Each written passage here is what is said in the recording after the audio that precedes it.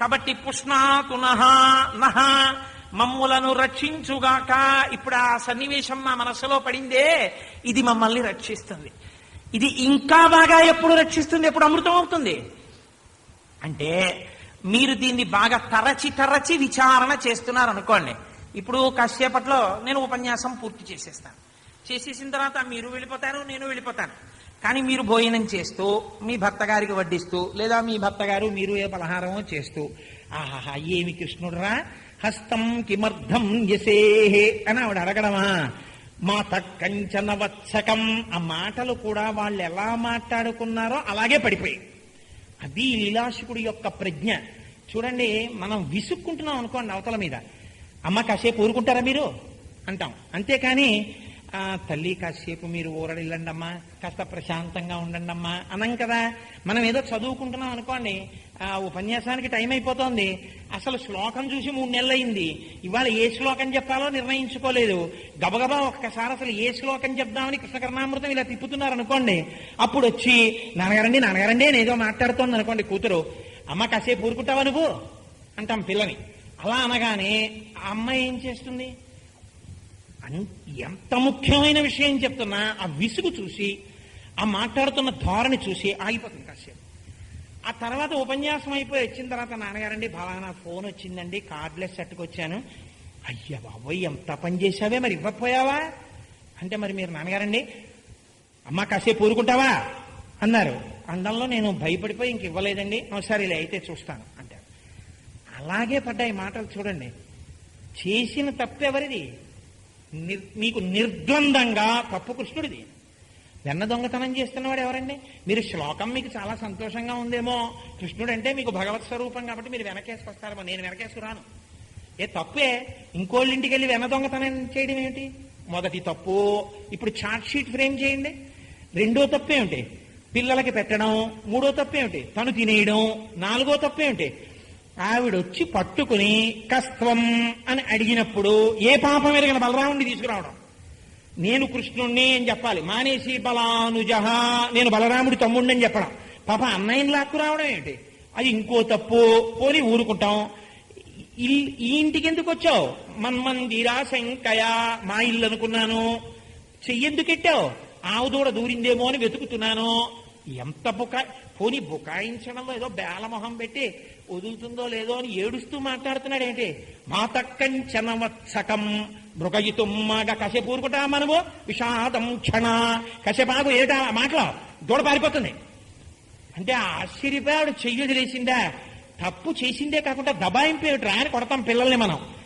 ఎంత దబాయింపండి ఈ శ్లోకంలో.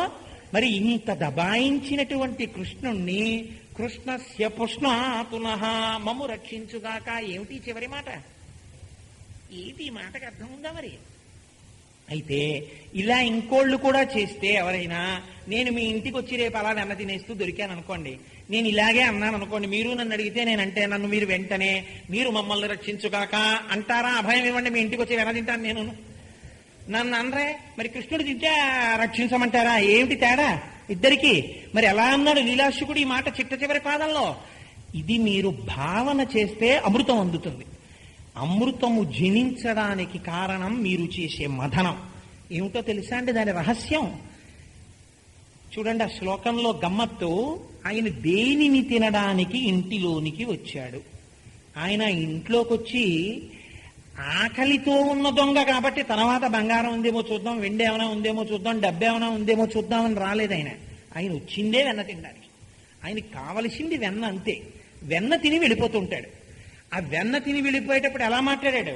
తనింటికి వచ్చానన్నాడు ఆయన. మన్మందిరా శంకయా, నా ఇల్లు అనుకుని వచ్చానమ్మా అన్నాడు. ఇందులో ఒక రహస్యాన్ని దాచారు పెద్దలు. ఏమిటో తెలుసా అండి? పాలు అంటే ఏవో కౌ, ప్రతి వారిలోనూ ఈ పాలుంటాయి. కానీ ఈ పాలలో పడకూడనటువంటి విషయాలు పడిపోయి విరిగిపోతుంటాయి. అందుకే పాలంతటి సున్నితమైన వస్తువు ప్రపంచంలో ఇంకోటి ఉండదు. చింతపండు పులుసు, పచ్చి పులుసు కోసం చేసుకున్న దాంట్లో చెంచా పెట్టి పొరపాటున పాలలో పెట్టారనుకోండి, విరిగిపోతాయి అంతేవి. అవి అలా ఒప్పుకోవు. వాటికి అంతా చాలా శుభ్రంగా శుద్ధంగా వాడాలి. అలా వాడితేనే పాలు ఉంటాయి, ఇలాంటివి విరిగిపోతాయి అవి. పాలు అంటే భగవంతుని యొక్క గుణ విభూతులు. మీకు మనస్సు, చెవులు, లోపల మననము చేయగలిగిన శక్తి, ఇవన్నీ ఏ జీవికి లేని వాటిని ఈశ్వరుడు మీకెందుకు ఇచ్చాడు? మీరు భగవంతుని యొక్క గుణములను శ్రవణము చేయడానికి చెవులిచ్చాడు. అందుకే ఏ నీ గుణంబులు కర్ణేంద్రియములు శోక దేహతాపంబులు తీరిపోవు, ఏ నీ శుభాకారమీక్షింప కన్నుల కకిలార్థ సంపదల్ కలుగుచుండు, ఏ నీ చరణ సేవలే ప్రొద్దు చేసిన భువనోన్నతత్వంబు పొందకలుగు, ఏ నీల సన్నామమే ప్రొద్దు భక్తితో చింతింపబంధ సంతతులు వాయు, అట్టి నీయందు నా చిత్తమనవరతము నచ్చియున్నది నీయాననలేదు, కరుణజూడు ముఖం సారి కలవిదారి శ్రీయుతాకారమాన నీ చిత్తచోరా అంటారు పోతన గారు. పరమాత్మ యొక్క గుణములు వినడానికి మీకు చెవులున్నాయి. అవి తప్ప మిగిలిన విషయాలన్నీ వింటానంటే భగవంతుని యొక్క గుణములను వినగలిగినటువంటి శక్తి ఇక్కడే ఉన్నా, ఈశ్వరుడు ఇక్కడే ఉన్నా, ఉప్పు, కారం, మిరపకాయ, చింతపండు, చెత్త చెదారం తెచ్చి ఆ పాలలో పడేసినట్టు భగవంతుని యొక్క గుణములను విని లోపల దాచుకునేటటువంటి ప్రయత్నం చెయ్యడం, పాలని సమీకరించుకోవడం. ఇదే ఈశ్వరుడికి పాలతో అభిషేకం, సమీకృత జ్ఞానము. ఈ పాలు అనబడేటటువంటి ఈ కాచబడాలి, వీటిని కాయాలి. దేని మీద? లౌకికాగ్నితో కాదు. మీరు పొందినటువంటి భగవంతుని యొక్క గుణానుభవము, మీరు విన్న గుణములు, ఇప్పుడు శ్లోకాన్ని మీరు బాహ్యంలో విన్నారు, దీన్ని బాగా లోపల తరచి తరచి తరచి తరచి దర్శనం చేసుకోవాలి. ఒక్కొక్క మాట వెనకాతల ఉన్న రహస్యాలను అనుభవించాలి. 5 రోజుల ఉపన్యాసంలో ఒక్క శ్లోకమే నేను చెప్పను కదా, ఏవో ఒక 10 శ్లోకాలైనా చెప్పకపోతే వీడు అసాధ్యం గోలారెడ్డి చెప్పి వెళ్ళిపోయాడు అంటారు. కాబట్టి మీరు తరచాలి లోపల. ఇలా తరిచి తరిచి మీరు భగవంతుని గుణములను ఆలోచిస్తుంటే భగవంతుని వైపుకి మొగ్గి లౌకికమైన విషయముల పట్ల మీకు విసుగు ఏర్పడుతుంది. ఛీ, ఎందుకురా అవన్నీ, వాటిలో ఏముందిరా, ఇందులో ఉందిరా ఆనందం అంతా అనిపిస్తుంది. ఇటువంటి ఆనందము భగవంతుని పట్ల ఉండుట, లౌకిక విషయముల పట్ల నిరాసక్తత, దీనికి వైరాగ్యమని పేరు. ఈ నిరాసక్తతతో కూడినటువంటి ధోరణి అంకురించిన నాడు మీరు కుటుంబంలో ఉన్నా వచ్చిన నష్టం ఏం లేదు. సంసారాలు వదిలి అరణ్యాలకే పారిపోక్కర్లేదు, ఆశ్రమాలకి పారిపోలక్కర్లేదు, కుటుంబంలో ఉండొచ్చు. మిగిలిన విషయాల పట్ల నిరాసక్తత, ఈశ్వరుని యందు ఆసక్తత, ఆనందం అది ఉందనుకోండి, మీరు ఎప్పుడు నిరంతరం భగవంతుణ్ణి ఆ లోపల ఆనందంతో అనుభవిస్తుంటారు. వైరాగ్య సంపత్తి, ఇతర విషయాల పట్ల మీకు మక్కువ లేదు. ఇటువంటి స్థితి ఏర్పడితే వైరాగ్యమనబడేటటువంటి అగ్నిహోత్రము చేత కాలిన ఈ పాలు భగవంతుని యందు ప్రీతి బాగా అంకురిస్తోంది, ఇతర విషయముల పట్ల మమకారము తగ్గుతోంది, ఎర్రగా కాగుతాయి.